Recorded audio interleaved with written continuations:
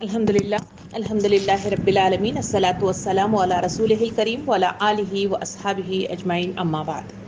فاعوذ باللہ من الشیطان الرجیم بسم اللہ الرحمن الرحیم۔ شروع کرتی ہوں اللہ رب العالمین کے نام کے ساتھ جو بڑا مہربان اور رحم فرمانے والا ہے۔ محترم و معزز سامعین کرام، السلام علیکم ورحمۃ اللہ وبرکاتہ۔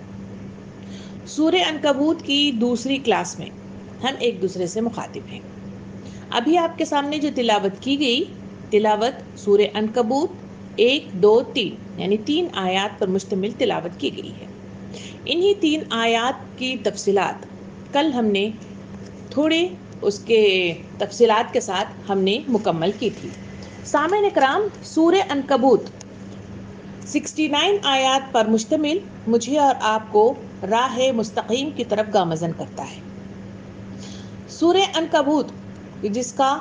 نام جو رکھا گیا، اسی سورے میں آنے والے لفظ عنکبوت سے ہی ماخوذ اس کا نام رکھا گیا ہے۔ اور اس سورے کا جہاں نام رکھا گیا عنکبوت، اس کا معنی ہے کہ مکڑی کے جال، مکڑی کا جو جالا ہے اسی کا وہ مطلب ہے جس کے حساب سے اس کا نام رکھا گیا ہے۔ اس کی تفصیلات بھی اس میں آگے کی آیتوں میں آپ کو ملیں گی۔ کل ہم نے بڑی تفصیل کے ساتھ جو چیز دیکھی تھی، آئیے اس کا ترجمہ پڑھ لیتے ہیں تاکہ بات کو آگے بڑھانے میں آسانی ہو جائے۔ اللہ رب العالمین ان آیتوں میں یوں ارشاد فرماتا ہے، ترجمہ کچھ اس طرح ہے کہ الف لام میم، کیا لوگوں نے یہ سمجھ رکھا ہے کہ وہ بس اتنا کہنے پر چھوڑ دیے جائیں گے کہ ہم ایمان لائے اور ان کو آزمایا نہ جائے گا، حالانکہ ہم ان سب لوگوں کی آزمائش کر چکے ہیں جو اس سے پہلے گزر چکے ہیں۔ اللہ کو تو ضرور یہ دیکھنا ہے کہ سچے کون ہیں اور جھوٹے کون ہیں۔ یعنی اللہ رب العالمین اس میں واضح طور پر انسانوں کے لیے یہ بات واضح کر دیتا ہے کہ یہ دنیا جس میں مجھے اور آپ کو بھیجا گیا ایک ٹیسٹنگ لیبارٹری ہے، جہاں مجھے اور آپ کو بھیجا گیا ہے۔ یہاں میری اور آپ کی جانچ پڑتال ہوتی ہے، یہاں کیے جانے والے ہر عمل کو نوٹ کر لیا جاتا ہے، اور یہاں دی جانے والی ساری نعمتوں کے سلسلے میں مواخذہ ہوگا، پوچھا جائے گا اور جانچ پڑتال ہوگی کہ ان چیزوں کو آپ نے کہاں خرچ کیا اور کیسے خرچ کیا اور کس لیے خرچ کیا۔ یہ وہ سوالات ہیں جو اس ٹیسٹنگ پیپر پر مجھے اور آپ کو حل کرنے ہیں۔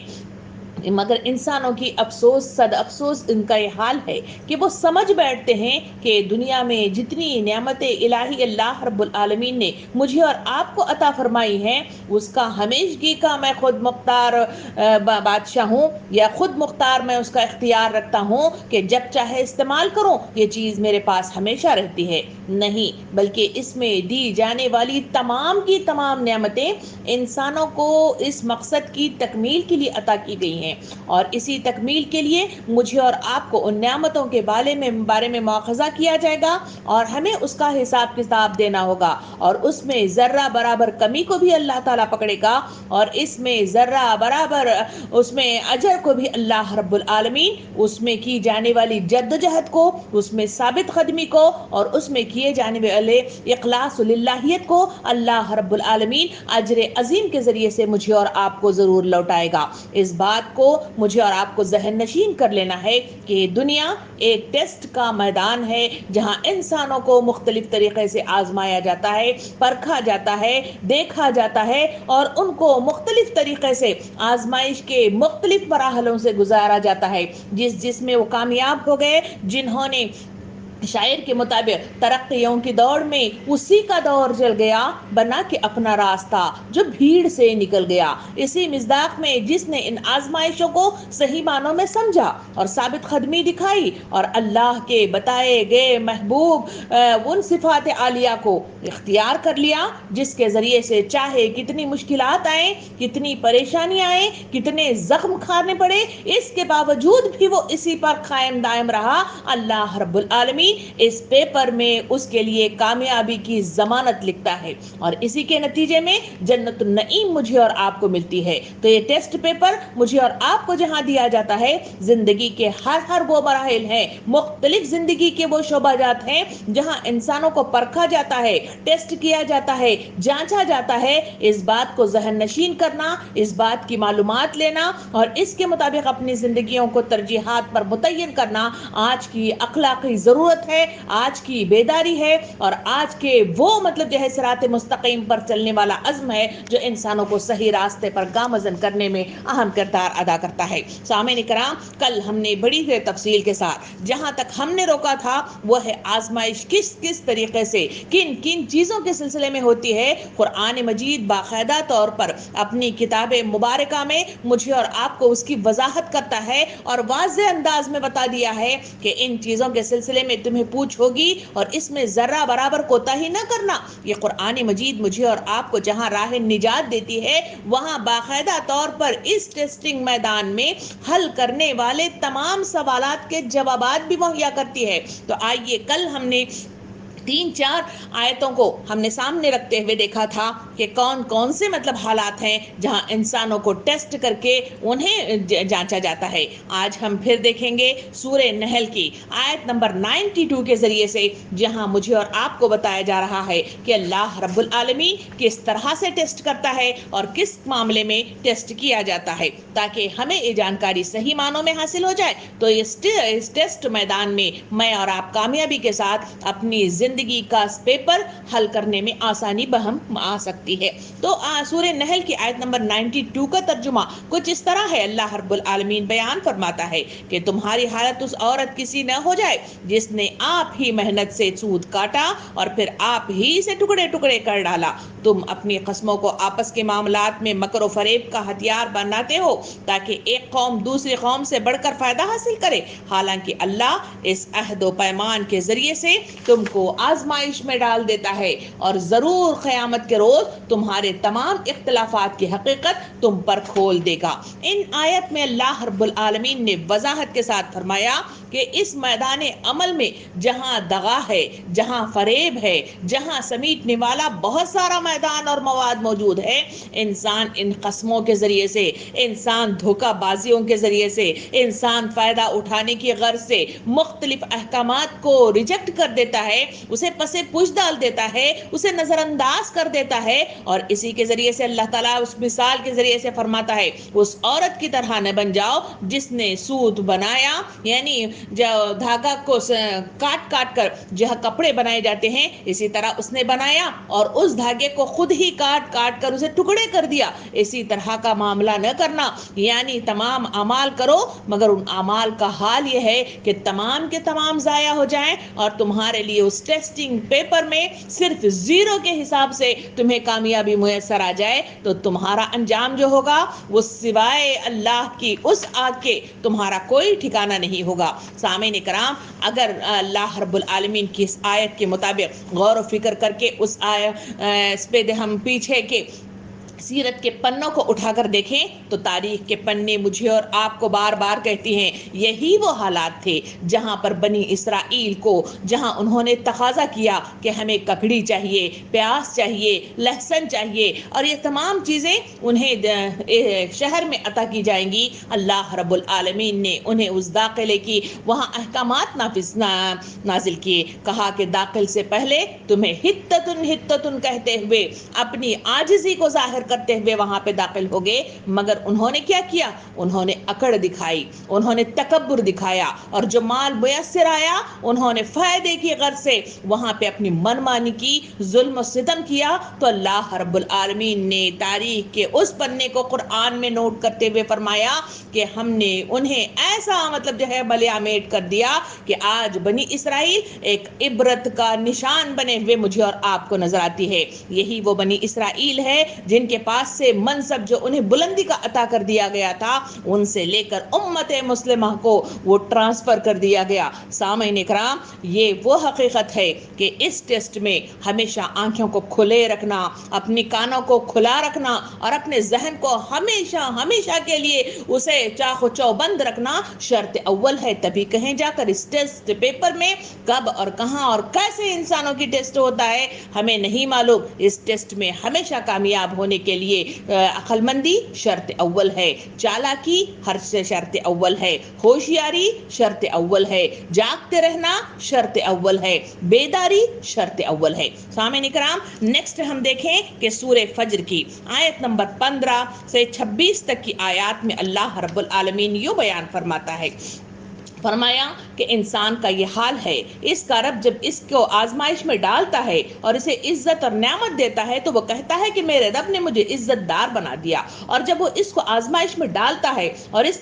پر تنگ کر دیتا ہے تو وہ کہتا ہے کہ میرے رب نے مجھے ذلیل کر دیا۔ ہرگز نہیں، بلکہ تم یتیم سے عزت کا سلوک نہیں کرتے، مسکین کو کھانا کھلانے پر ایک دوسرے کو نہیں اکساتے، اور میراث کا سارا مال سمیٹ کر کھا جاتے ہو اور مال کی محبت میں بری طرح گرفتار ہو۔ اللہ رب العالمین واضح انداز میں ارشاد فرماتا ہے کہ لوگو، تمہارے سامنے یہ ٹیسٹنگ کا جو میدان ہے وہاں تمہیں آزمایا جاتا ہے، کبھی دے کے آزمایا جاتا ہے، کبھی چھین کے آزمایا جاتا ہے، کبھی زیادتی مال کے ذریعے سے آزمایا جاتا ہے، اور جب اس میں کمی کر کے بھی آزمایا جاتا ہے۔ مگر انسانوں کی ذہنیت کا معاملہ اس میں بتایا گیا کہ انسانوں کا یہ حال ہے کہ وہ ہمیشہ کہتا ہے کہ جب اسے عطا کر دیا گیا تو کہتا ہے کہ میری محنت سے یہ عطا ہوا ہے، میں نے کوششوں کے نتیجے میں حاصل ہوا ہے، اور میری اپنی جفاکشی ہے جو یہ مجھے میسر آیا ہے۔ وہ اکڑتا ہے، اینٹتا ہے اور فخر دکھاتا ہے، جبکہ اس کے پاس سے جب چھین لیا جاتا ہے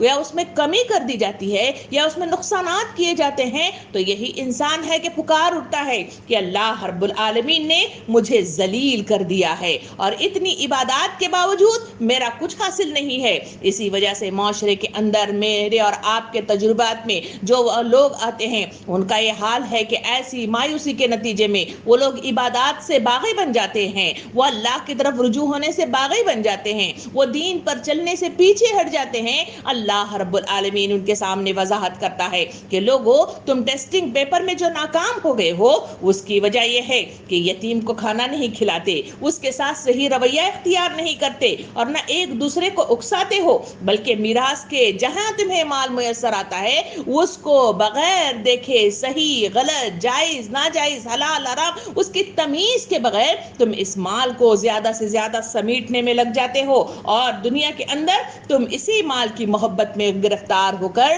تم دین کے معاملات سے گریزاں ہوتے ہو، پیچھے ہٹ جاتے ہو، پسے پش ڈال دیتے ہو۔ اسی وجہ سے اللہ رب العالمین نے تمہارا دیا گیا مال اس میں کھینچ لیتا ہے اپنے ہاتھ کو، اور دیے گئے مال کو یا تو نقصان کر دیتا ہے یا تو چھین کر اسے دوبارہ سے احساس دلانے کی کوشش کرتا ہے، یا پھر اللہ رب العالمین اس میں کمی پیدا کرنے لگتا ہے۔ یہی وہ حالات ہیں جس کی طرف مجھے اور آپ کو اشارہ کیا گیا۔ سامعین کرام، انہی آیات کے ان پنوں کو پچھلے طرف دیکھا جائے کہ ہر میدان میں جہاں یہ ٹیسٹنگ کے لیے جو باتیں بتائی گئی ہیں ہمیشہ اس میں آزمائش کی جاتی ہے، ہمیشہ اس میں پکڑا جاتا ہے، اور ہر شخص کو اس مرحلے سے گزارتے ہوئے ان کی آزمائش ضرور کی جاتی ہے، ان کی جانچ ضرور کی جاتی ہے۔ ذرا اس غور کر کے اس حالات کو دیکھیں جہاں قریش کے لوگ تھے، انہوں نے نبی کریم صلی اللہ علیہ وسلم نے جب کلمہ حق بلند کرتے ہوئے ان کے پاس گئے تو وہی سرداران قریش نے جو اکڑ دکھائی، انہوں نے کہا کہ تمہارے پاس تو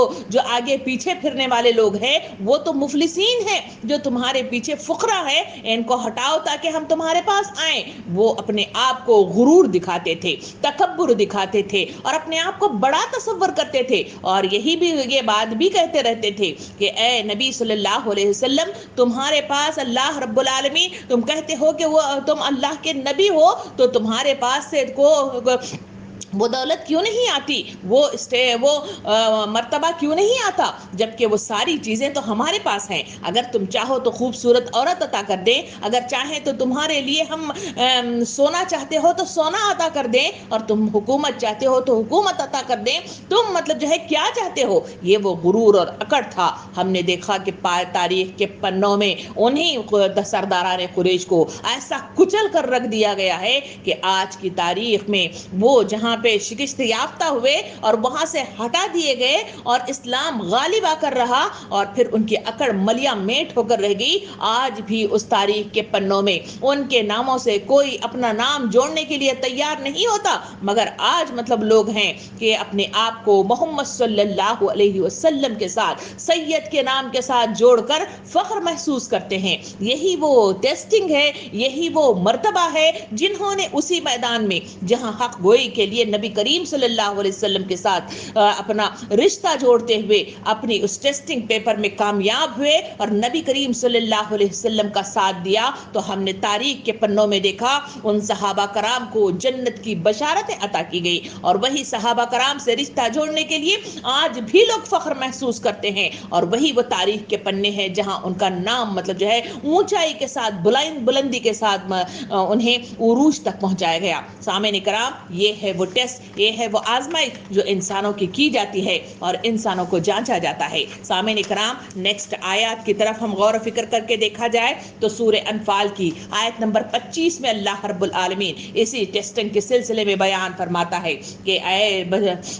اور بچو اس فتنے سے جس کی شامت مخصوص طور پر صرف انہی لوگوں تک محدود نہ رہے گی جنہوں نے تم میں سے گناہ کیا ہو، اور جان رکھو کہ اللہ سخت سزا دینے والا ہے۔ اس آیت کے ذریعے سے واضح طور پر یہاں پہ مجھے اور آپ کو وضاحت کر دی گئی کہ لوگوں، یہ ٹیسٹنگ کا جو میدان ہے اس میں جو سرکل چلنے والا انداز ہے وہ یہی ہے کہ بلغوا انی ولو آیا کے مصداق میں پیغام رسانی کا کام اسی طرح ایک سے دوسرے تک پہنچتا ہے، اور اس سلسلہ چلتا رہے گا۔ جہاں پیغام رسانی کا کام رک جائے گا، جہاں اللہ کے احکام و ہدایات اور نصیحتیں رک جائیں گی، تو وہاں اللہ رب العالمین کی پکڑ ہوگی، اور صرف ایک آدمی کے لیے نہیں ہوگی بلکہ جتنے ایک کے بنا پر ساری بستی کو مطلب جو ہے پکڑ لیا جائے گا، ساری امت کو پکڑ لیا جائے گا۔ اس لیے کہ قرآن کہتا ہے کہ تم میں سے ایسے افراد اٹھ کر کھڑے ہونے چاہیے جو لوگوں کو راستے کی طرف بلائے، ان کو صحیح راستے کی طرف گامزن کرے، اور انہیں تبلیغ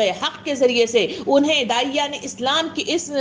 کردار کے ذریعے سے انہیں ہدایت کی طرف آنے والا راستے کی رہنمائی کرتے رہنا، یہ میرا اور آپ کا پیغام رسانی والا وہ کام ہے جو نبی کریم صلی اللہ علیہ وسلم نے وضاحت کے ساتھ حدیث مبارکہ میں مجھے اور آپ کو وہ پوزیشن عطا فرمائی جو معروف کا حکم دیتا ہے اور منکر سے روکتا ہے۔ وہ میرے بعد اللہ کا خلیفہ ہے، میرے بعد رسول کا خلیفہ ہے، میرے بعد اس کتاب کا خلیفہ ہے جو مجھے اور آپ کو بنایا گیا۔ یہ خلافت ایک نائب کی حیثیت رکھتی ہے۔ نائب وہ کام کرتا ہے جو کام اس کے آقا نے اس کے لیے چھوڑ کر مطلب جو ہے یہاں سے رخصت ہوئے ہیں۔ میرے اور آپ کے نبی خاتم النبیین محمد صلی اللہ علیہ وسلم نے وہی پیغام حق کا پیغام میرے اور آپ تک پہنچا کر اس دنیا سے سب سے گواہی لے کر کہ میں نے بلا کم و کاست تم تک حق کا پیغام پہنچایا، سب نے اس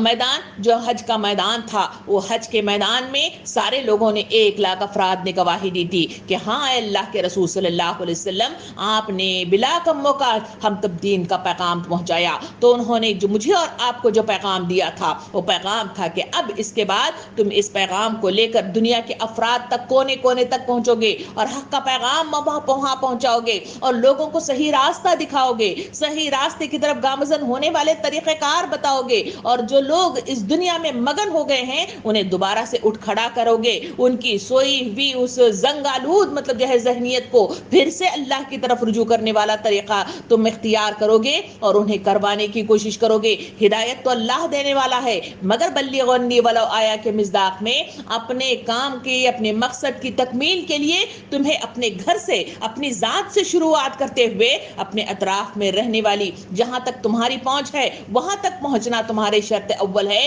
ورنہ تمہاری بستیوں کو کسی خاص ایک آدمی کے لیے نہیں بلکہ پوری بستیوں کو وہاں پہ تباہ و برباد کر کے رکھ دیا جاتا ہے۔ سامعین کرام، اس واقعے کی طرف چلے جہاں بنی اسرائیل کے ایک واقعہ نبی کریم صلی اللہ علیہ وسلم نے حدیث مبارکہ کے ذریعے سے مجھے اور آپ کو سمجھایا۔ کہا کہ وہاں ایک عالم رہتا تھا جو بہت زیادہ علم رکھتا تھا، مگر اس نے اپنے آپ کو محیط کر لیا، روک لیا، مختص کر لیا ایک غار کے اندر، اور وہ کہیں مطلب جو ہے باہر نہیں جاتا۔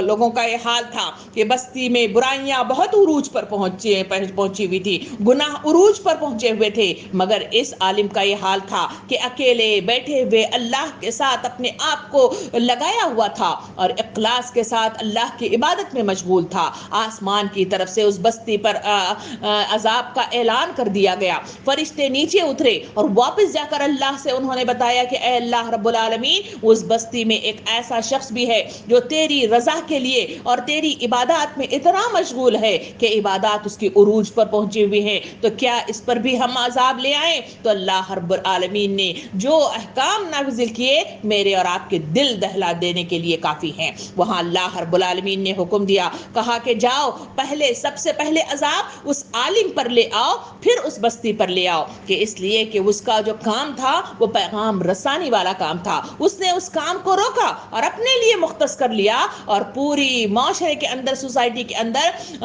گناہوں کا ننگا ناچ ناچا جانے لگا، اور وہ خاموش آنکھیں موندے روکے رکھا، جبکہ حکم ہے کہ جہاں کہیں برائی ہوتے ہوئے دیکھو اپنے ہاتھ سے روکنے کی کوشش کرو، ہاتھ سے نہیں روک سکتے زبان سے روکنے کی کوشش کرو، یہ بھی نہیں روک سکتے تو دل میں برا محسوس کرو۔ دل میں برا ہونے والی کیفیت انسانوں میں تبدیلیاں نہیں لاتی، انقلابات نہیں لے آتی، چینجنگ نہیں لے آتی۔ اسی وجہ سے اللہ رب العالمین نے سب سے پہلا عذاب اسی بستی کے اس عالم پر لے آیا تھا، جو اس آیت میں واضح انداز میں مجھے اور آپ کو متنبہ کر دیا گیا ہے۔ کہا گیا کہ اس فتنے سے بچو جس کی شامت مخصوص طور پر صرف انہی لوگوں تک محدود نہ رہے گی جنہوں نے تم میں سے گناہ کیا ہے، اور جان رکھو کہ اللہ سزا دینے میں سخت ہے۔ مجھے اور آپ کو ہمیشہ اپنے مقصد عظیم کی طرف دھیان دینا ہوگا، اور جس مقصد کے لیے مجھے اور آپ کو یہ زبانیں عطا کی گئی ہیں، یہ عقل عطا کی گئی ہے، یہ سماعتیں عطا کی گئی ہیں، اس کا صحیح استعمال صحیح علم اور حافظے کے ساتھ بلغوا انی ولو آیا کے مصداق میں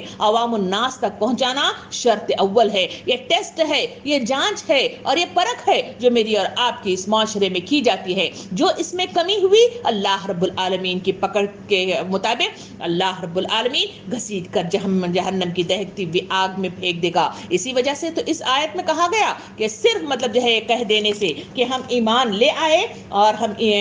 ہم اور ان کو آزمایا نہ جائے گا، بلکہ ان لوگوں کو ہم پرکھیں گے، جانچیں گے اور دیکھیں گے کہ کون سچے ہیں اور کون جھوٹے ہیں۔ سامعین کرام، پرکھ مختلف طریقے سے مختلف انداز میں ہوتی ہے۔ ذرا ان آیات کی طرف دیکھیں جہاں سورہ انفال کی آیت نمبر 28 میں بھی اللہ رب العالمین مجھے اور آپ کو بڑے ہی واضح انداز میں کہتا ہے، جس کا ترجمہ کچھ اس طرح ہے، اور جان رکھو کہ تمہارے مال اور تمہاری اولاد حقیقت میں سامان آزمائش ہیں، اور اللہ کے پاس اجر دینے کے لیے بہت کچھ ہے۔ سامعین کرام، اللہ رب العالمین مجھ سے اور آپ سے مخاطب ہو کے کہتا ہے، اس دنیا کے اندر دو چیزیں بڑی ہی اہمیت والی ہیں، اور بہت ہی اہمیت کے ساتھ ساتھ بہت پیاری بھی ہیں۔ ان کا کھو جانا، اس کو تکلیف پہنچنا، اس میں کمی بیشی ہو جانا انسان برداشت نہیں کر پاتا، اور وہ پاگل بن جاتا ہے، مجنون بن جاتا ہے۔ اور وہ دونوں نعمتیں کیا ہیں؟ ایک ہے مال، دوسرا ہے اولاد۔ یہ وہ چیزیں ہیں جن کی محبت میں انسان گرفتار ہو کر وہی کام کرتا ہے جو نبی کریم صلی اللہ علیہ وسلم نے ارشاد فرمایا، سب سے بے وقوف شخص وہ ہے جو دوسروں کی دنیا بنانے کے لیے اپنی آخرت کو تباہ و برباد کر لیتا ہے۔ یہی وہ اولاد ہے جن کی محبت میں انسان گرفتار ہوتے ہوئے دنیا کے سارے کام کرتا ہے، ان کی ترقی کے لیے ساری چیزیں اختیار کرتا ہے، ان کی خواہشات کی تکمیل کے لیے اپنا سب کچھ مٹا کر اللہ کو ناراض کرتا ہے اور ان کو خوش کرنے کی کوششیں کرتا ہے۔ اور اس مال کی چاہ میں جب انسان مگن ہو جاتا ہے تو اس کا یہ حال ہے، اس کو سمیٹنے میں، اس کو جمع کرنے میں اور اس میں اسراف کرتے ہوئے ان اولاد کو مختلف طریقے سے آسائشیں دینے کے نتیجے میں انسان ہمیشہ غلطیاں کرتا ہے، اور اسی کے نتیجے میں پکڑ سے جو ہے وہ بچ نہیں پاتا۔ سامعین کرام، قرآن مجید مجھے اور آپ کو وضاحت کے ساتھ یہ بیان کرتا ہے کہ لوگوں، تمہارا مال اور تمہاری اولاد حقیقت میں سامان آزمائش ہے، اور اللہ کے پاس اجر دینے کے لیے بہت کچھ ہے۔ یہی وہ آزمائش کے پیپر ہیں جہاں ہمیں اپنی آنکھوں کو کھلا رکھنا ہوگا، اپنی دل کو ہمیشہ ان جذبات سے ہٹا کر اللہ کے دین کے غلبے کے خاطر اٹھ کھڑا ہونا ہوگا، اور مقصد عظیم کو سامنے رکھتے ہوئے صحیح فیصلہ کرنا ہوگا۔ اسی وجہ سے تو نبی کریم صلی اللہ علیہ وسلم نے ارشاد فرمایا کہ بے وقوف ہے وہ شخص جس کی زبان کا یہ حال ہے کہ وہ اس کی سب سے پہلے اس کی زبان ہوتی ہے، اس کے پیچھے عقل ہوتی ہے، اسی وجہ سے وہ غلطیاں کرتا ہے، پہلے بولتا ہے پھر بعد میں سوچتا ہے، جبکہ عقل مند کی مثال بتائے گی کہ ہمیشہ زبان سے پہلے اس کی عقل ہوتی ہے، وہ پہلے سوچتا ہے پھر وہ بولتا ہے، وہی شخص کامیاب ہوتا ہے، وہ ٹیسٹنگ پیپر میں مختلف طریقے سے عروج والے نمبر لے کر کامیاب ہوتا ہے اور اللہ کا برگزیدہ بن جاتا ہے۔ رہ گیا وہ شخص جو پہلے بول دیتا ہے، پہلے کر دیتا ہے، پہلے کرا دیتا ہے اور پھر بعد میں سوچ کر اس کو مٹانے کی کوشش کی جائے تو وہاں لازمی پیپر پر ہمارے مارکس مل گئے ہیں اور ہمارے پیپرز کے آنسرز کو رانگ کر دیا گیا ہے، اسے دوبارہ لکھنے کی چاہ کرنا بیوقوفیت کی سب سے بڑی مثال ہے۔ سامعین کرام، ہم نے دیکھا کہ انبیاء کرام بھی اس میں آزمائے گئے اور لوگ صحابہ کرام بھی اس میں آزمائے گئے، تاریخ کے پنے بھی اس میں آزمائے گئے۔ ذرا اس واقعے کو دیکھیں جہاں نوح علیہ السلام کی کشتی کو اللہ رب العالمین بچا کر اس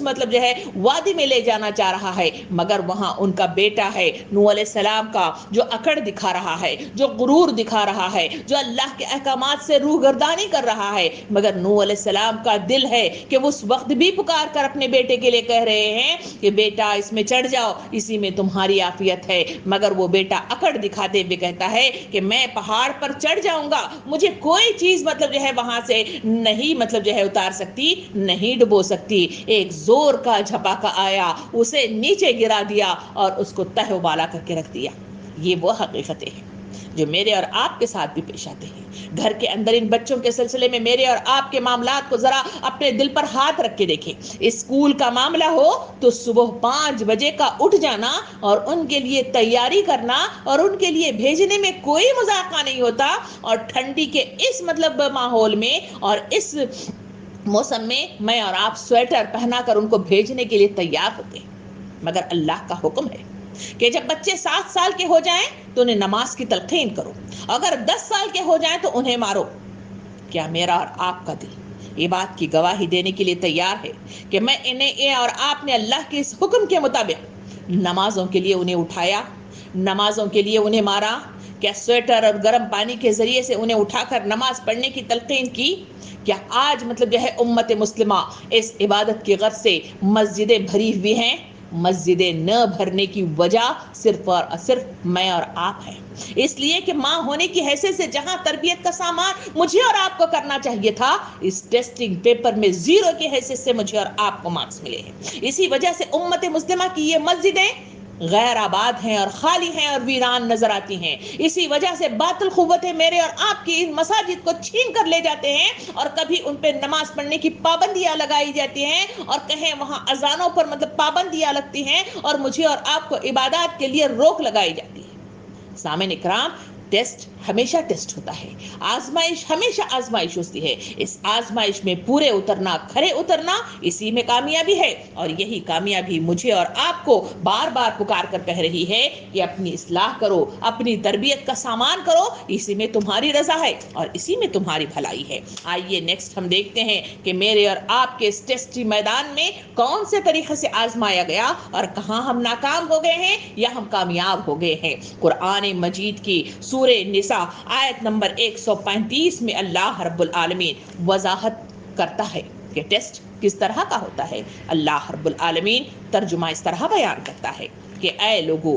جو ایمان لائے ہو، انصاف کے علم بردار خدا واسطے کے گواہ بنو، اگرچہ تمہارا انصاف اور تمہاری گواہی کی زد تمہاری اپنی ذات یا تمہارے اپنے والدین اور رشتہ داروں پر ہی کیوں نہ پڑتی ہو، بجز معاملہ خواہ مالدار ہو یا غریب، اللہ تم سے زیادہ ان کا خیر خواہ ہے، لہٰذا اپنی خواہش نفس کی پیروی میں عدل سے باز نہ رہو، اور اگر تم نے لگی لپیٹی بات کہی یا سچائی سے پہلو تہی کی تو جان رکھو کہ جو کچھ تم کر رہے ہو اللہ کو اس کی خبر ہے۔ سامعین اکرام،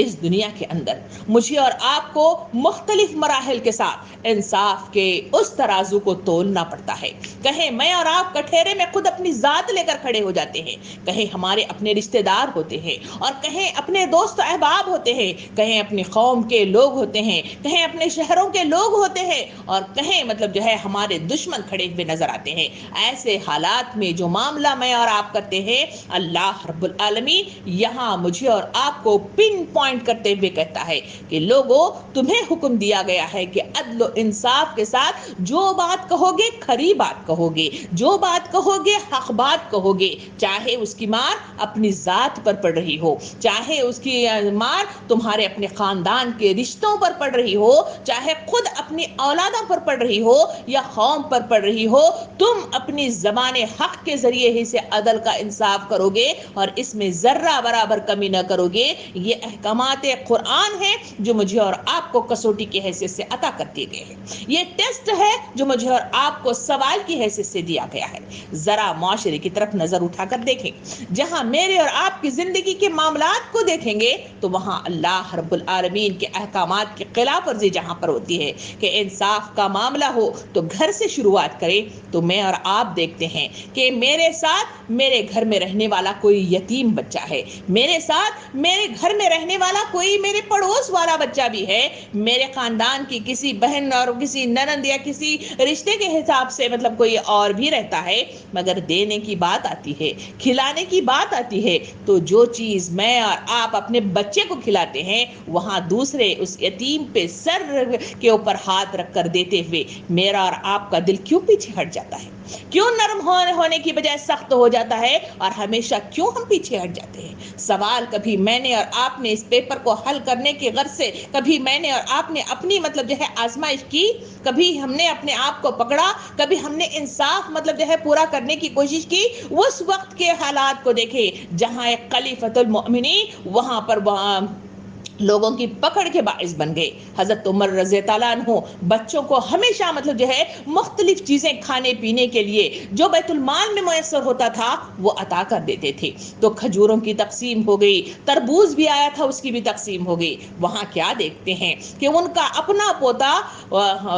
تربوز کھاتا ہوا نظر آ رہا ہے اور سارے کے سارے بچے کھجور کھاتے ہوئے نظر آ رہے ہیں۔ لوگوں نے سوال اٹھایا کہ اپنے پوتے کے لیے تو تربوز رکھا گیا اور دوسروں کے لیے کھجور مطلب پیش کیا گیا۔ اس وقت حضرت عمر رضی اللہ عنہ اٹھ کھڑے ہوئے، انہوں نے اپنے بیٹے کو اور پوتے کو بلایا اور سوال کرنے لگے۔ انصاف کا تقاضا اس طرح ہے کہ وہاں انہوں نے پوچھا کہ کیا بات ہے کہ ایک بچے کو تربوز ملا ہے، باقی سارے بچے کھجور کھاتے ہوئے نظر آ رہے ہیں، اس کی وضاحت کی جائے۔ اس وقت ان کے بیٹے اور پوتے نے جو وضاحت کی، کہا کہ ابا جان جو بالکل صحیح کہ ساروں کو کھجور ملے تھے، ساروں کو تربوز ملے تھے، مگر اس بچے نے جو ان کا پوتا تھا انہوں نے اس کھجوروں کے ذریعے سے ان کے تربوز کو لے لیا اور اپنے پاس تربوز جمع کر کے وہ کھا رہا ہے۔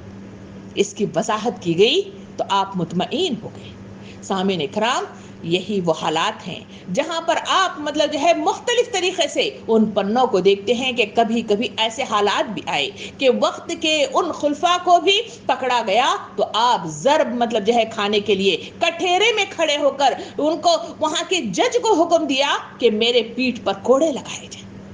یہ کون سی ادائیں تھیں؟ یہ کون سا انصاف تھا؟ اسی وجہ سے تو آسمان کی طرف سے اللہ رب العالمین نے انہیں جنت کا پروانہ عطا کر دیا۔ مگر میری اور آپ کی زندگی کے حالات کو نظر اٹھا کر دیکھیں تو وہاں زندگی کے حالات کچھ عجیب سے نظر آتے ہیں، اور وہاں حالات یہ ہے کہ انصاف چھوٹے معاملے میں ہو، انصاف بڑے پیمانے پہ ہو، وہاں میرا اور آپ کا ٹیسٹنگ پیپر ہمیشہ ان آزمائشوں میں ناکام و نامراد ہو جاتا ہے۔ تو بتائیے میری اور آپ کی صرف مطلب جو ہے یہ کہہ دینا کہ ہم ایمان لے آئے، ہم مسلمان ہیں، یا مسلمانوں کا نام رکھ لینا، یا انجام ہمارا مطلب جو ہے جو اختتام ہے وہ مسلمانوں کی حیثیت سے مطلب جو ہے تدفین ہو جانا، کیا میرے اور آپ کے جنت میں جانے کے لیے آسانیاں بہم پہنچا سکتا ہے؟ سوال میرے اور آپ کے درمیان ہے، سوچ میرے اور آپ کے درمیان ہے، اور فرق مطلب جو ہے میرے اور آپ کے درمیان ہے۔ سوچئے، غور و فکر کیجئے اور اپنا احتساب کریے۔ اسی میں مجھے اور آپ کو مطلب جو ہے صحیح معنوں کے ساتھ قرآن اور آیات کریمہ آنکھوں کو کھولنے اور بیداری کا تقاضا پیش کرتی ہے۔ سامعین اکرام، نیکسٹ ہم حالات کو دیکھتے ہوئے اور آگے بڑھ کر دیکھیں، جس میں سورہ مائدہ کی آیت نمبر 2 میں اللہ رب العالمین آنکھوں کے چڑھے ہوئے اس زنگ کو توڑ دینا چاہتا ہے اور آزمائش میں پرکھنے اور اپنے آپ کو اس میں صحیح معنوں میں استقامت کے ساتھ چلنے کا تقاضا کرتا ہے۔ اس کا ترجمہ کچھ اس طرح ہے، اللہ تعالیٰ ارشاد فرماتا ہے، ایک گروہ نے جو تمہارے لیے مسجد حرام کا راستہ بند کر دیا تو اس پر تمہیں غصہ نے تمہیں اتنا مشتعل کر دیا کہ تم ان کے مقابلے میں नारवा ज़्यादतियाँ करने लगे। जो काम नेकी और खुदा तरसी के हैं इनमें सबसे ताउन करो, और जो गुनाह और ज़्यादती के काम हैं इसमें किसी से ताउन न करो। अल्लाह से डरो और इसकी सज़ा बहुत सख्त है। सामईन किराम, यहाँ दूसरे रुख के साथ मुझे और आपको परखने वाला टेस्ट बताया गया, आजमाइश बताई गई। यह मैदान अमल अल्लाह रब्बुल आलमीन जहाँ इंसानों को मुख्तलिफ ग्रोहों के एतबार से तकसीम किया हुआ है, कबीलों के एतबार से तकसीम किया हुआ है, अल्लाह ताला यहाँ इरशाद फरमाता है कि जब कभी तुम्हारे साथ मामला कुछ गड़बड़ हो जाता है, गुस्से की शिद्दत तुम इख्तियार करते हो, तो उसी के नतीजे में तुम्हारा ये हाल है कि तुम भी ईमान लाए हुए हो, तुम भी मुसलमान हो, तुम भी मोमिन होने के दावेदार हो, मगर तुम्हारा मामला और बातिल परस्त वालों का मामला बिल्कुल अलग नहीं होता। तुम भी उसी तरह ज़ियादतियां करते हो जिस तरह उन्होंने किया था। वो भी मतलब जो है नारवा ज़ियादतियां करते हैं, तुम भी नारवा ज़ियादतियां करते हो। तो वो भी मतलब जो है गलत गुनाह के काम करते हैं, तुम भी गुनाह के काम करते हुए अल्लाह को नाराज करते हो। ऐसी हालात में क्या तुम्हारी पकड़ नहीं होगी? सवाल मेरे और आपके दरमियान है। सामईन किराम, सफ़ात पलट कर देखा जाए तो इसमें मुझे और आपको जो हालात में मैसर आते हैं उसमें हम देखें कि अल्लाह रब्बुल आलमीन के उस सहाबा कराम के जो हालात थे कि उन्होंने जहां ज़्यादतियां की वहां उनको भी पकड़ा गया। एक बार का किस्सा बयान किया जाता है कि नबी करीम सल्लल्लाहु अलैहि वसल्लम बैठे हुए हैं, वहां पे कहा गया कि कुरैश की खातून है जिसने चोरी की है, हुक्म दिया गया कि वह उसके हाथ काट दिए जाए। तो लोगों ने वहां तकाजा किया कि ऐ अल्लाह के रसूल, वो कुरैश की खातून है। आप सल्लल्लाहु अलैहि वसल्लम का जो जवाब था मेरे और आपके दिल हिला देने के लिए काफी है। आप सल्लल्लाहु अलैहि वसल्लम ने इरशाद फरमाया कि हाँ, अगर उसके मुकाबले में अगर वहां मेरी बेटी फातिमा भी होती तो फिर मैं उस वक्त भी उसके हाथ काट देता। सामईन इकराम, गुस्सा आदमी को इंसाफ से बाज नहीं रखना चाहिए। गुस्सा आदमी को कंट्रोल करने वाली कैफियत रखना चाहिए, क्योंकि गुस्सा जहां इंसानों को जिंदा रहने का एहसास दिलाता है, वहां ये गुस्सा इंसानों को नबी करीम सल्लल्लाहु अलैहि वसल्लम की हदीस मुबारका के मुताबिक ईमान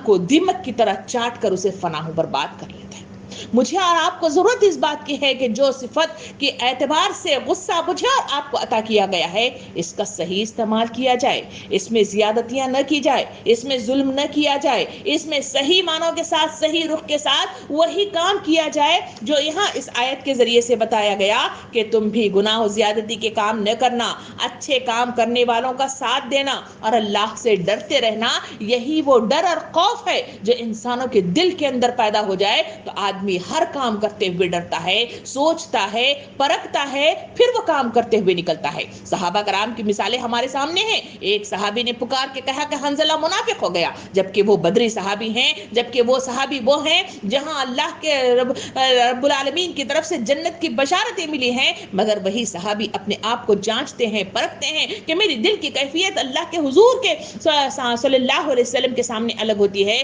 घर के अंदर अलग होती है। सहाबा कराम की जिंदगियों का ये हाल है कि वो नमाज में खड़े होते तो वहां ज़ारो ख़तार रोया करते थे, अपने दिल को नर्म करने की कोशिश किया करते थे, और जहां कहे सख्त हो जाता परेशान हो जाया करते थे। और बार बार मुख्तलिफ सहाबा कराम की मिसालें हमारे सामने आती है। जमीन के जर्रात को उठाते कहते कि ऐ जर्रात, तुम कितने खुश नसीब हो, पैरों में रुल जाते हो, तुम्हें रोन दिया जाता है और तुम्हारे से हिसाब किताब नहीं होगा। उमर को देखो कि उससे हिसाब किताब होगा, वो कितना बदनसीब है। सामईन किराम, ये वो एहसासात है जो जिंदा रहने वाली कैफियत पैदा करते हैं। ये वो कैफियत हैं जो इंसानों को टेस्ट पेपर में हमेशा कामयाब 100% में हिसाब से कामयाब होने का, कामयाबी का दरवाजा खोलते हैं। मैं और आप बार बार कहते हैं अपने बच्चों के सिलसिले में कि केजी से लेकर वो कॉलेज के उस डिग्री तक पहुंच जाए जहां एक नंबर की कमी भी मैं और आप मतलब जो है चिल्लाने पर तैयार हो जाते हैं कि उसमें कमी कैसे आ जाए। उसमें अगर फेल हो जाए तो मैं और आप मतलब जो है टेंशन ज़दा होकर कई मतलब ऐसे काम कर जाते हैं, जुल्म ज्यादती करते हैं कि बच्चे खुदकशियां करने पर तैयार हो जाते हैं। मगर कभी आपने और मैंने इस जिंदगी के इस पेपर में, इस टेस्टिंग में, कभी मैंने और आपने अपने आप पे गौर किया, अपने ईमानों पे गौर किया, अपने नामे आमाल पे गौर किया? अगर नहीं किया है तो इसका अंजाम क्या होगा? جبکہ انسان کو لازماً ایک دن مرنا ہے اور یہاں سے لازماً رخصت ہو کر اللہ رب العالمین کے پاس جانا ہی ہے. وہاں میں اور آپ کیا جواب دیں گے؟ اور اس سوالات کے جوابات جو حل نہ کر کے گئے ہیں یا اس میں ناکام ہو گئے ہیں تو بتائیے میری اور آپ کی پکڑ کیسی ہوگی اور کیا مجھے اور آپ کو جزا ملے گی؟ جنت ملنے کی کیا امید کی جا سکتی ہے؟ سوال قرآن مجید کی آیات مجھے اور آپ کو بتاتی ہیں. ضرور سوچئے، غور و فکر کیجئے اور ہمیشہ سوچتے رہیے. آئیے نیکسٹ ہم آگے بڑھیں جہاں سورہ آل عمران کی آیت نمبر 4 مجھے اور آپ کو مخاطب کرتی ہے، جس میں اللہ رب العالمین یوں بیان کرتا ہے. ترجمہ ہے لوگوں کے لیے مرغوبات نفس، عورت، اولاد، سونے چاندی کے ڈھیر، چیدہ گھوڑے، مویشی اور زرعی زمینیں بڑی خوش آئندہ بنائی گئی ہیں، مگر یہ سب دنیا کے چند روزہ زندگی کے سامان ہے. حقیقت میں بہتر ٹھکانہ تو اللہ کے پاس ہے. سامعین کرام، ذرا اپنے اطراف کا غور کر کے دیکھیں کہ جہاں میں اور آپ رہ رہے ہیں مرغوبات نفس کو بھانے والی کون کون سی چیزیں ہیں، اور اسی مرغوبات نفس کی ہم فہرست بنا کر دیکھیں جن کے لیے میرا اور آپ کا جینا مرنا اسی کے لیے ہے. اس کو سمیٹنے میں ہے، اس کو وقت دینے میں ہے، اور اس کو صلاحیت مطلب جو ہے اپنی پوری لگاتے ہوئے اس کو سمیٹنے میں اور اس کی دلکشی کو اپنے دل میں سمونے میں میرا اور آپ کا وقت گزرتا ہے. ذرا زندگی کے اس میدان عمل میں غور کر کے دیکھیں. کہیں مطلب جو ہے اگر میلہ لگ جائے تو میری اور آپ کی طرح کی کئی ایسی خواتین ہیں جو مسلمان ہونے کا دعویٰ کرتی ہیں. بتائیے وہاں پر ہزاروں کی تعداد میں لوگ کیسے آ گئے؟ اور جہاں اللہ کے بلاوے کی خاطر ہم کہیں اور نہ جائیں کہ آج کی اس کلاس کے سلسلے میں آپ نے کتنوں کو بلایا ہے اور ان کتنوں کے درمیان میں کتنے یہاں پہ حاضر ہوئے ہیں. سوال میرے اور آپ کے درمیان ہے. یہ ہے وہ مرغوبات نفس جو انسانوں کو تباہ و برباد کر دیتا ہے. یہی وہ حقیقت ہے. اللہ تعالیٰ فرماتا ہے کہ یہ مرغوبات نفس ہم نے زندگی کے چند روزہ زندگی کے سامان کے لیے تمہیں عطا کر دی ہے، دنیا کی دلکشی کے لیے اور دنیا کے اندر ایک مزین کرتے ہوئے آنکھوں کو صحیح رخ کے ساتھ اسے حق کو ڈھونڈنے کے لیے یہ چیزیں عطا کی گئی ہیں. مگر انسان ہمیشہ اس میں ناکام و نامراد ہوتا ہے. جہاں مطلب اس آیت کے اندر بتایا گیا کہ عورتیں بھی تمہارے لیے فتنہ ہیں، ان عورتوں کی طرف پرکھ کر دیکھیں کہ جہاں ان عورتوں ہی کے تقاضے کے مطابق حلال اور حرام، جائز ناجائز، ان کی خواہشات کی تکمیل کے لیے کئی مرد حضرات اس معاشرے کے اندر غلط کام کرتے ہوئے نظر آتے ہیں. ذرا غور کرتے ہوئے اس پنے کو پلٹ کر دیکھیں جہاں ہمارے مطلب جو ہے ایک نبی جسے یحییٰ علیہ السلام کے نام سے جانا جاتا ہے، ان کے قتل کی مثال تاریخ کے پنوں میں اس قرآن مجید میں مثال کے طور پر بیان کی جاتی ہے.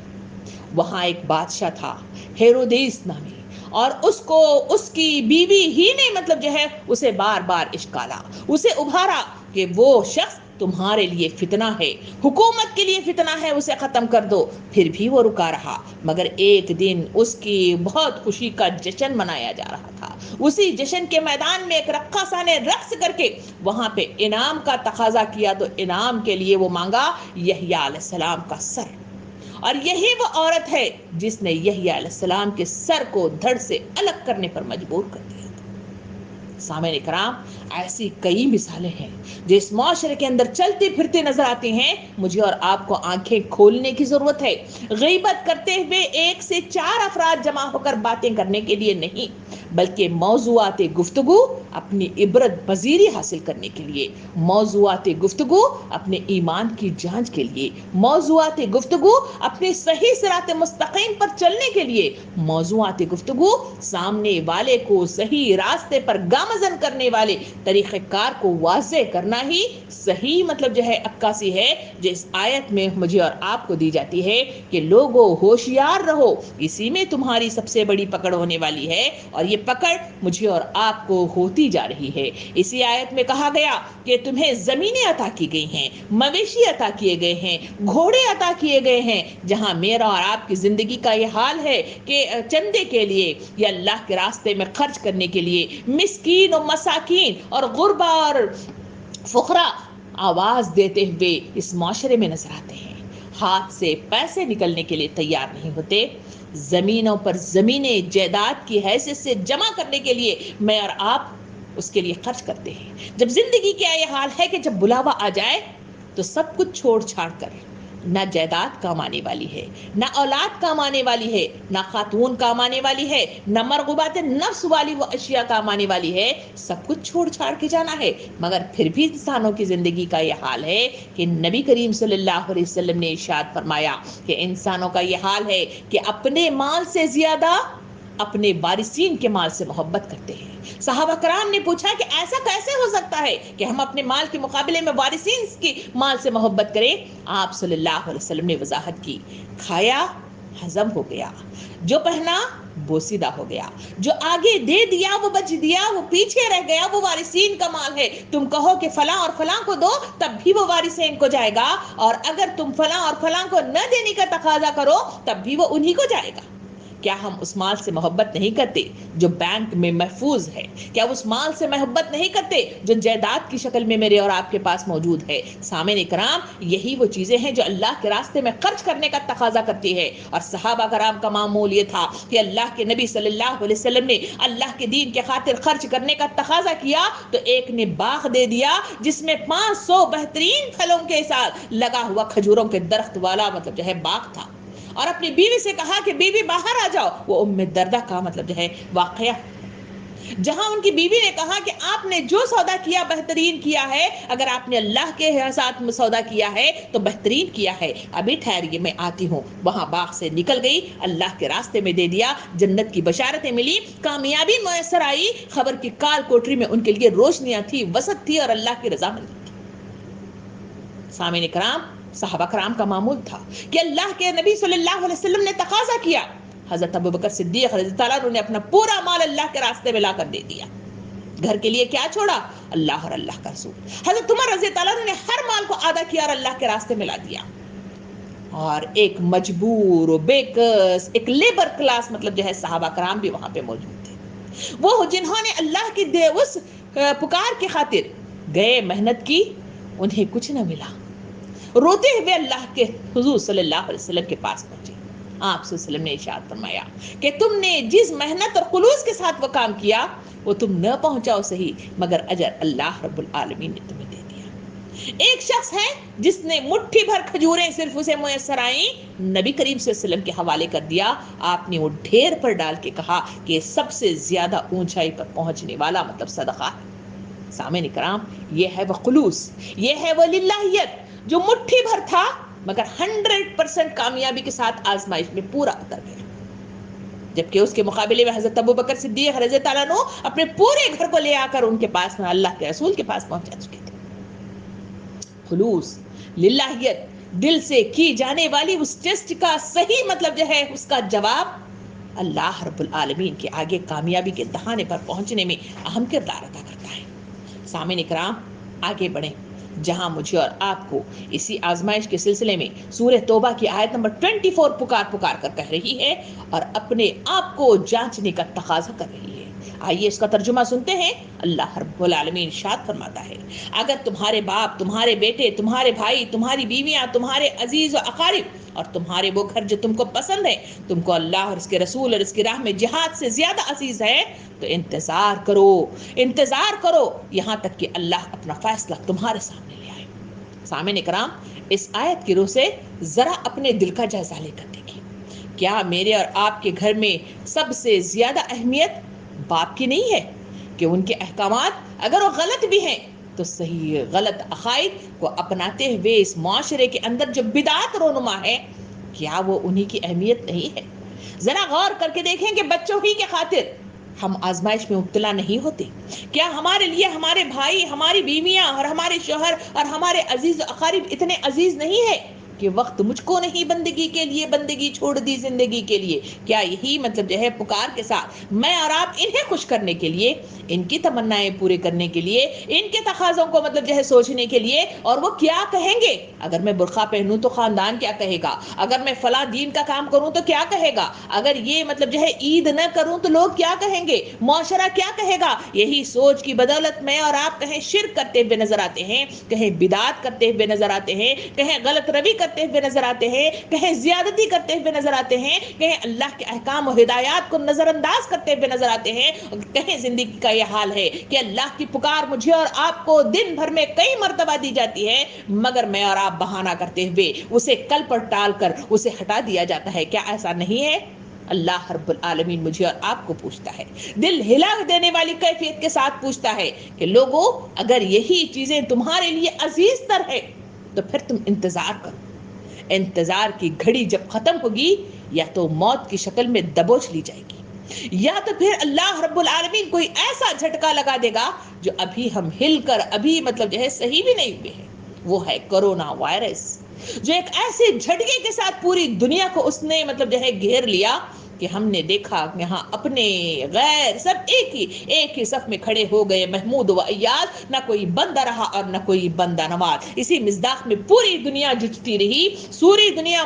تباہی کے دہانے پر پہنچ گئی، اور دنیا کے ہر کونے میں ہر مذہب کے لوگ، ہر رنگ کے لوگ، ہر قبیلے کے لوگ، اور ہر زبان کے لوگ، اور ہر قبیلے والے لوگ، سب کے سب اس میں تکلیف میں شامل حال نظر آئے۔ مجھے اور آپ کو یہ پکار کر آیت کہہ رہی ہے، لوگوں، اللہ کی پکڑ کب آئے گی ہمیں نہیں معلوم، اور اتنی خاموشی سے وارد ہوتی ہے کہ انسان ہل کر رہ جاتا ہے، اور کوشش کے باوجود وہاں سے نکل بھی نہیں پاتا۔ کیا ہم نے اور آپ نے وہ اس دور کو نہیں دیکھا جہاں دعائیں کرتے ہوئے زبان تھک رہی تھی، ان للہ پڑھتے ہوئے زبانیں تھک رہی تھی، اور دل غم سہتے سہتے اس کا برا حال ہو گیا، مگر پھر بھی اس کے باوجود کیا میرے اور آپ کے دل ہلا دینے کے لیے کیا وہ حالات، وہ بیماری اور وبا کافی تھی؟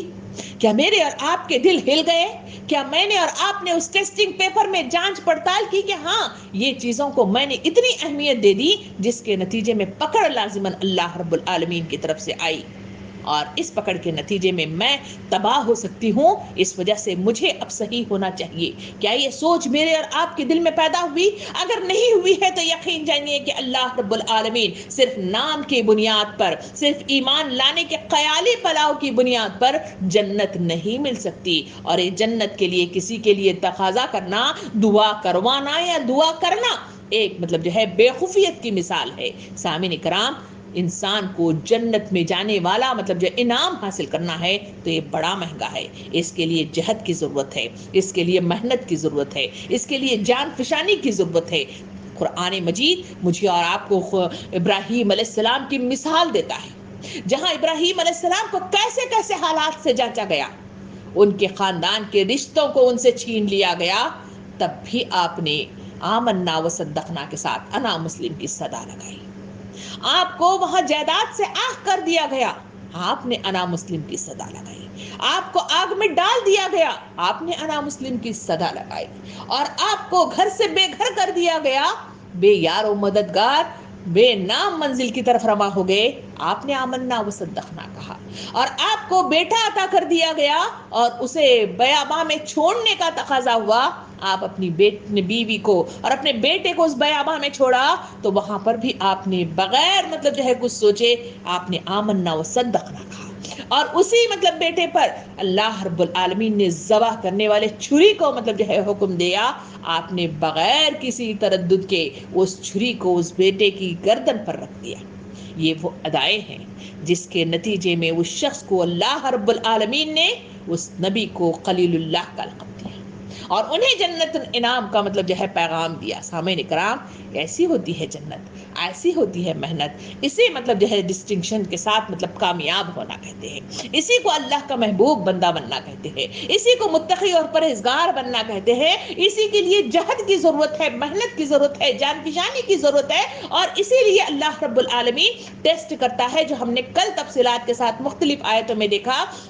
کہ اللہ دیکھنا چاہتا ہے کہ تم ثابت قدم ہو یا نہیں ہو، اللہ تعالیٰ دیکھنا چاہتا ہے کہ تم جافشانی کرتے ہو یا نہیں ہو، اللہ تعالیٰ دیکھنا چاہتا ہے کہ تم سچے ہو یا جھوٹے ہو۔ یہی وہ ٹیسٹنگ پیپر ہے جو مجھے اور آپ کو اس دنیا میں ادا کرنا ہے، اور اسی ٹیسٹنگ پیپر کے لیے مجھے اور آپ کو یہاں پہ بھیجا گیا ہے۔ سامعین کرام، ذرا آگے ان پنوں میں اسی سورے کا بھی ذرا مطالعہ کر کے دیکھ لیں جسے سورہ انبیاء کے نام سے جانا جاتا ہے۔ سورہ انبیاء آیت نمبر 83 میں اللہ رب العالمین مجھے اور آپ کو مخاطب ہو کے کہتا ہے، اللہ رب العالمین نے فرمایا کہ ایوب علیہ السلام کی اس حالت کو یاد کرو جبکہ اس نے پروردگار کو پکارا کہ مجھے یہ بیماری لگ گئی ہے اور تم رحم کرنے والے لوگوں میں سے زیادہ رحم کرنے والا ہے۔ رب العالمین مجھے اور آپ کو اس نبی کی مثال دیتا ہے جسے اللہ رب العالمین نے سارے خاندان کو اس سے چھین لیا، حتیٰ کہ بیوی کو بھی چھین لیا، اور زندگی کا یہ حال بتایا کہ وہ اکیلا تنہا ایک ایسی بیماری جس میں کیڑے پڑے ہوئے تھے اور وہ کیڑے جسم کو کھاتے چلے جا رہے تھے، اور جس کی درد کی شدت قرآن مجید ایوب علیہ السلام کے صبر کی مثال دیتے ہوئے دیتا ہے۔ کبھی میں نے اور آپ نے اس قرآن مجید کو اس منشور کے حساب سے کسوٹی کی حیثیت سے اسے اس طرح پڑھا؟ کیا ہم نے اس کے ذریعے سے اپنے نام اعمال کو جانچنے پرکھنے کی کوشش کی، یا پھر اسے کہانی کنتوں کی شکل میں اس کو ہم نے پڑھ لیا، یا پھر کہانی کی شکل میں بچوں کو سنانے کے لیے ہم نے اس کو یاد کر لیا، یا پھر ان اسباق کے ذریعے سے مجھے اور آپ کو نصیحت اور عبرت حاصل ہوئی کہ ہاں صحیح ہے کہ وہ پیغمبر تھے جن کو پرکھ ہوئی، جن کی جانچ ہوئی اور اس میں وہ کامیاب ہوئے، تو اللہ رب العالمین نے پھر سے انہیں دنیا عطا فرمائی، پھر سے رشتے عطا فرمائے، پھر سے صحت عطا فرمائی، جو کھویا ہوا سب کچھ تھا وہ دوبارہ عطا کر دیا، کیونکہ اللہ کے دربار میں اتنا بڑا خزانہ ہے کہ وہ جتنا بھی دیتے جائے وہ کم نہیں ہوتا، اور اللہ رب العالمین سب چیزوں کو اس وقت عطا فرماتا ہے جب انسان اس کو صحیح معنوں کے ساتھ اس کا حق ادا کر دے۔ ہم اس ٹیسٹنگ، اس میدان میں جہاں ہم ایگزام ہال کہتے ہیں، اس ایگزام ہال میں دیکھتے ہیں جو بچہ صحیح معنوں کے ساتھ صحیح تیاری کے ساتھ دیتا جاتا ہے اور وہاں لکھنا شروع کر دیتا ہے تو سپلیمنٹ پیپر مطلب اسی کو دیے جاتے ہیں جو واقعتاً لکھنا چاہتا ہے، جو لکھا ہوا مطلب جو ہے اسے جو یاد ہے اس کو مطلب لکھ کر مطلب جو ہے سبمٹ کرنا چاہتا ہے، وہ جتنی محنت کرتا ہے اتنی سپلیمنٹس کو دیے جاتے ہیں، اور باقی بچے جو اطراف میں بیٹھے ہوئے ہیں اس کو دیکھ کر حیران اور پریشان ہو جاتے ہیں۔ زندگی کا میدان بھی اسی طرح ہے، یہاں انسان اپنے مطلب جو ہے اس کے حساب سے قرآن کہتا ہے وَلَا تَزِرُ وَازِرَةٌ وِزْرَ أُخْرَى، ہم ہر متنفس کو اتنا ہی بوجھ ڈالتے ہیں جتنا وہ سہ سکتا ہے، جتنا وہ مطلب جو ہے کر سکتا ہے۔ ہر انسان کو یہاں پیپر دیا گیا ہے، جو جس حساب سے اس میدان میں کام کرے گا اسی حساب سے سپلیمنٹ پیپر ملیں گے، اس حساب سے اللہ رب العالمین کا ساتھ ملے گا، اور اسی حساب سے اس کو عروج حاصل ہوگا، اور جو چیزیں دنیا کی مطلب چیزیں ہیں وہ ساری بے وقت چیزیں ہیں جو انسانوں کو چاہنے کے باوجود بھی عطا ہوتی ہے، نہ چاہنے کے باوجود بھی عطا ہوتی ہیں۔ ہاں شرط یہ ہے کہ جتنی تقدیر میں لکھا ہوا ہے زیادہ محنت کے باوجود بھی اتنا ہی مقدار میں اسے مال ملتا ہے جتنا اس کی تقدیر میں اللہ رب العالمین نے لکھا ہے۔ یہی اسلام کا تقاضا ہے، یہی دار اسلام ہونے میں داخل ہونے کے مطلب جو ہے وہی شرائط ہیں اور وہی تقاضے ہیں اور وہی وہ ایمان ہے جو مجھے اور آپ کو مطلب جو ہے اختیار کرنے کی تاکید کی جاتی ہے، ورنہ ایمان یہ نہیں ہے کہ میں اور آپ نام مسلمانوں کا سا رکھ لے، اپنی شکل مطلب جو ہے مسلمانوں کی سی بنا لیں، اور مطلب جو ہے اپنا پہناوا مسلمانوں کی طرح کا اختیار کر لے، اور پھر مطلب جو ہے اپنے وراثت کی تقسیم، اپنے مطلب جو ہے مرنے کا مطلب جو ہے وہ جنازہ مسلمانوں کا سا کر لے، تو کیا مطلب جو ہے جنت میں جا داخل ہوں گے؟ نہیں، جنت ایسے نہیں ملتی۔ جنت کے لیے محنت کی ضرورت ہے، جنت کے لیے کوششوں کی ضرورت ہے، جنت کے لیے نفس پر مار کی ضرورت ہے، اور جنت کے لیے انسانوں کو تکلیفیں سہ کر برداشت کرنے کی طاقت ہے، اور انسانوں کو وہ صحیح سمجھ بوجھ کی طاقت ہونی چاہیے جس کے صحیح عقل کی بنیاد پر وہ ان پیپر کو حل کرتا ہوا جاتا ہے۔ اسی وجہ سے شعراء کرام بڑے اچھے انداز میں یوں کہتے ہیں کہ جو چلتے ہیں انہی کو راہ میں ٹھوکر بھی لگتی ہے، جو چلتے ہیں انہی کو راہ میں ٹھوکر بھی لگتی ہے، جو ٹھوکر کھا کے خوش قسمت سنبھل جایا بھی کرتے ہیں۔ یہی وہ تقاضا ہے کہ آدمی جب ٹھوکر کھاتا ہے، جو سنبھل جاتا ہے وہی چل پڑتا ہے، جو سنبھلتا نہیں ہے وہ ناکام و نامراد ہوتا ہے، اور سوائے پچھتاوے اور حسرت کے کہ دعائیں کرو جی، دعائیں کرو جی کہ صدا کے ساتھ وہ مطلب جو ہے پیچھے رہ جاتا ہے۔ شاعر کہتا ہے کہ جمع ہمت سبق لیتے ہیں دنیا میں حوادث سے، جو جمع ہمت سبق لیتے ہیں دنیا میں حوادث سے، زبوں ہمت جو ہوتے ہیں وہ پچھتایا ہی کرتے ہیں۔ کیا یہی حال نہیں ہے؟ غور کیجئے۔ شاعر کہتا ہے کہ میرے مذہب میں جرم ہے احساس مایوسی، میرے مذہب میں جرم ہے احساس مایوسی، مسلمان داستاں عظمت کی دہرایا نہیں کرتے۔ مسلمانوں کی تاریخ بتاتی ہے کہ جب بھی وہ دائرہ اسلام میں داخل ہوئے انہوں نے کایا پلٹ کر رکھ دی۔ جب بھی وہ دائرہ اسلام میں داخل ہو گئے اپنے اخلاق کی بہترین مثال انہوں نے پیش کی۔ جب بھی دائرہ اسلام میں داخل ہوئے کلمہ طیبہ انہوں نے پڑھا، لوگوں کو ہلا کر رکھ دیا، لوگ ان پر سوچتے ہی رہ گئے یہ کون سا وہ اخلاق ہے جنہوں نے ان کی زندگیوں کو بدل کر رکھ دیا ہے۔ سامعین کرام، بات ختم نہیں ہوئی ہے، ٹائم ختم ہو گیا ہے۔ مجھے اور آپ کو ٹائم کا تقاضا پیش کر رہا ہے کہ بات یہاں پہ کمپلیٹ نہیں ہوئی تو کوئی بات نہیں ہے، اگلی کلاس میں پھر سے مخاطب ہو کر بات کو واضح کر کے دل کو ہلا دینا، اس کے زنگ کو دھو دینا، طریقہ کار کو واضح کرنا اور صحیح معنوں میں جذبات کو انقلاب برپا کر دینا آج کا تقاضا، آج کی بیداری اور آج کی سوچ اور آج کا احتساب اور آج کا محاسبہ ہے۔ سامعین کرام، کوشش کرتے رہیے کہ جو باتیں پیش کی گئی ہیں اس پر سوچئے ضرور، غور و فکر کیجئے اور ایک دوسرے کے حق میں دعائیں بھی کیجئے کہ اللہ رب العالمین مجھے اور آپ کو راہ نجات عطا کرے، مجھے اور آپ کو ہدایت سے نواز دے، میرے اور آپ کے دل کے اور ذہنوں کے زنگ کو دھو کر رکھ دے اور مجھے اور آپ کو صحیح معنوں کے ساتھ، صحیح رخ کے ساتھ اس آزمائش کو پرکھنے، اس آزمائش کی جانچ کرنے اور اس کے مطابق اپنے پیپرز کو حل کرنے کی قوت، طاقت، علم عطا فرمائے۔ آمین۔ وآخر الدعوانا ان الحمدللہ رب العالمین۔